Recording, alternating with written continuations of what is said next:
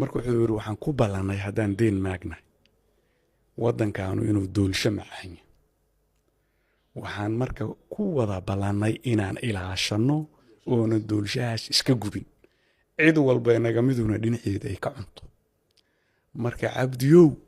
adigu doolshahaadiyaad soo gubtay that's why adin ma ku timid waan gacan qaaday rabbiga iga sarreeya waan gacan qaaday waxaan ku yiri waa runta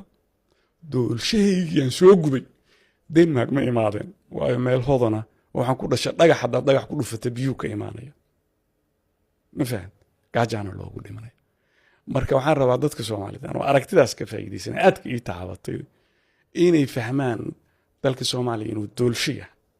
doolshaha aan iska gubnayn aan mar dambe iska gubino waana wada deeqaa aan intaan nidaam samaysan qof walba naga mida uu maartay barwaaqada dhinaciisa ka fariisto